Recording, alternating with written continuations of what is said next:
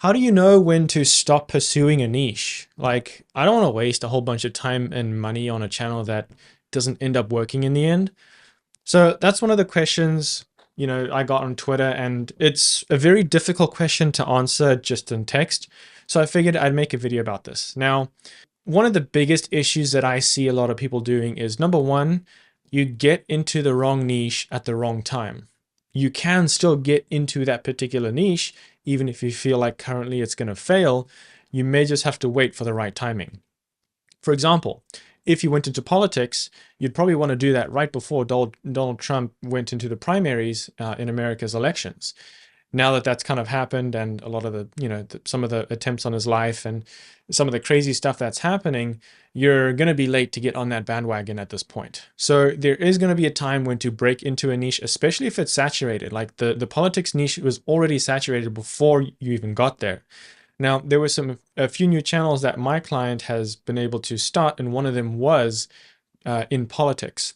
And they definitely broke into that niche really well because they started to focus on some Donald Trump, Elon Musk type of topics and got some really good attention early on. And that's how you can break into a niche. Number one, focus on a particular topic within that niche that's trending. But also, when you start to niche down in a particular area, generally you can break into that niche much earlier, much easier. And then once you start to get a little bit of subscribers and a little bit of momentum, then you can probably start to go a little bit more broad. But how focused do you get starting out? Because that's also an issue I see. One thing is you got to address as big of an audience as possible while still being as niche as possible to break into that market. Now, what the heck does that even mean? Well, what I did was on a crime channel, I was able to find some gaps in the market. Now, it's a huge niche and it's very saturated. Even now, I mean, it's still only been going for a few years on YouTube, but it's so saturated with the amount of content going up there, and people like, I can't break into the crime niche. It's so saturated. It's really difficult. It's just a waste of my time. When do I give up? Like, how much money do I spend before I give up on this channel? So what I did was, I don't want to leak the secret sauce because it's still doing well and I can't really talk a whole lot about it, but I'll tell you one thing. What I did was, it was all about the ideation strategy in the beginning. So I went to other channels and tried to find what performed well in their niche. And often what it was is high value content, and in this particular case, high effort content. Generally, I teach that you can go viral with low effort content that's still high quality. Regardless, I teach that in my one-on-one coaching, but and when to break that and when not to break it. But what I did was looked at a channel that did really well in its niche. This was the Valorant niche. And I evaluated why it got so many views. I think the video that I was looking at got close to 3 million views off the top of my head. And so what I did was analyze the video, understand why the audience, number one, kept coming back, because the creator kept doing the same thing, kept providing high value entertainment and education. It's kind of a mix between the two, but people usually would watch these videos because they're bored and they enjoyed watching videos on YouTube. So the things that stood out was high value, high effort, which can be a barrier to entry, which is good for you because when you have competitors start to show up, you're already a step ahead. So high value, high effort, but also the type of value that you can't just get by watching the clip once off. So it was Valorant Pro matches breakdown, and not just everyone can understand each individual play, especially with just one playthrough when you watch it once.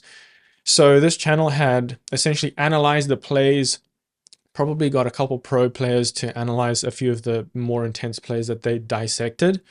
They showed a lot of graphics, helped the audience understand what was happening in the round, why it worked, dissecting the plays, things like that. So it was very detailed information. Also, the production quality was also really great. Great graphics.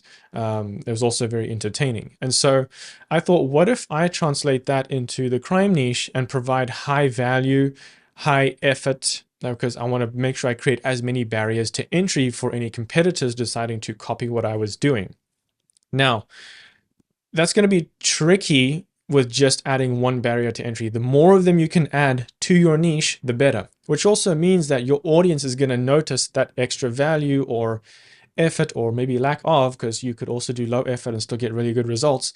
And your audience is going to stick around and subscribe for that. Now, one thing you've got to consider is, or learn, I should say, is how do I find multiple barriers to entry in a niche so that I can break into it, get attention early on, get those results, but also make it hard for other channels to copy what I'm doing. So number one was I created one barrier entry with high effort and value. Number two was the type of breakdowns I did in crime niches. Number three was actually a sub niche. So it wasn't just crime in general, and I'm not going to talk about how specific I got just to protect my own intellectual property and NDAs and all of that. But I got specific within the niche. It wasn't just random crime. It was a very specific part of crime that I highlighted and analyzed, provided value. I mean, we went as far as getting the police reports and all of the photos, documents, things like that. It was very powerful, and the audience noticed the amount of effort and also the value that they got from it. And probably a bit of entertainment, as unfortunate as crime is. It's not fun that there's crime in the world, but you know, when you can market from it, it's why not? It's a money printing machine. It's the same thing with any niche, right? If you can find ways and barriers to entry to that, take advantage of it. Now, how do I determine if I'm wasting my time? Well, assuming that you haven't done the research, understood your niche, figured out the barriers to entry, understand your audience, all of that I teach in my program, which is linked down below. You can get access to 7 days of free training. Check it out, sign up with the link below. If you haven't searched for your niche, planned it properly, done all of that stuff, all the foundation stuff that really, really is important, how do I decide if I'm wasting my time afterwards? Because maybe you're watching this now and you're starting to learn how to do this, but you've already picked your niche. All right, so one key I like to take a look at is how many videos have I put out, how many subscribers do I have, and how many average views per video am I getting? Now, there's a couple generalizations when it comes to this, because I don't know what your channel is doing and what it is and the niche. There's going to be some rules that you can break here, but generally some general numbers are, if my videos are not averaging 100K views, if my video is not getting, or if my channel on videos on average is not getting views, and I'm over 10 videos that I've created, it's probably time to reconsider what your direction is. Either stop the channel and try something else, or what I would recommend is make some massive changes to the channel. How you script, how you edit, maybe the niche that you're in, like get more specific, focus on a particular part of your niche, find out what your audience is lacking or starving for.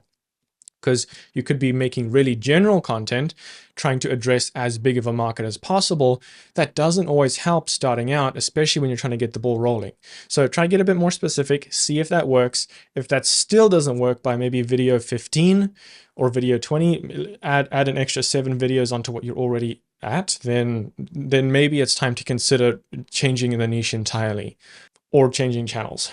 One thing I'll say is, if you are generating less than 100K views, it isn't always a signal to stop creating content, because you could be getting $20 or $30 RPMs, like some of my clients are getting. Some of them are getting over $100 RPMs, not CPMs, RPMs, how much they're actually making per 1,000 views.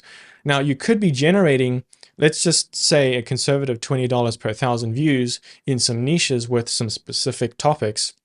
You don't have to generate millions of views to do this, or even hundreds of thousands of views. You could do, off the top of my head, if you have a RPM that's about, I think it's 20 RPM, and you're generating, let's say, 30 or 50,000 views, you could make about, I think it was $1,000. Actually, let me go to my calculator here, and you'll get access to this calculator with my online program, YouTube Accelerator. It's just youtubegrowthaccelerator.com, links down below. But with this calculator, let's say you're getting a $20 RPM and you're getting 50,000 views. You're already making $1,000 for 50,000 views if you get that on just one video. So fantastic numbers. I mean, let's see what you would do with 50 RPM, because that's what some of my clients have been doing. It's already $2,500 for 50,000 views. Now imagine that video gets 200,000 views, right? And let's be conservative, at $20 RPM, it's $4,000, right? So just because you're getting under 100K views doesn't mean it's worth quitting. Now, how do you know that? Especially like, what type of RPMs am I going to get if my channel isn't even monetized? That's the issue that comes in here. And I can't give you that generic answer because I just don't know what your situation is. If you want to get feedback on that, you can follow me on Twitter, and occasionally I'll post my Discord link. It's invite only, so you got to keep an eye on it, and you'll get it. It's limited time when I post that link, a limited amount of people. It's invite only. When you join the Discord server, you can actually get access to feedback that I can provide and things like that. So it's not always going to be, blanket statements and cookie cutter stuff. Like, there's so many rules that you got to understand with YouTube, and when to break them and when not to break them, right? And that only comes with experience, or making the mistakes, or maybe asking someone who knows what's going on. Because I've been doing YouTube for 10 years, I've coached over 100 people, and I've also been able to do a lot of this stuff with my own channels. There's a lot of knowledge and experience that I can fall back on, but also the data. Like, I'm a very data-driven person. So if that sounds like you're interested in learning more about that, I have 7 days of free coaching down below in the description with the link. And check it out. Let me know what you think, and I hope to see you there. If you want to see more of this type of educational stuff, it's raw. I don't do any type of optimizing in terms of retention editing. I think it's a lot of wasted time for me, at least when I want to provide value. And if you're willing to learn and get results in this space, you've got to stick around and keep absorbing the knowledge in order to grow in this space. And so if that means not watching retention editing content like what I'm doing here, then you definitely have a chance of succeeding in this space, especially with growing on YouTube. Whether it's a personal brand or a faceless brand, that's what I teach. So if you want to watch more of that, subscribe and stick around, and I'll see you in the next one.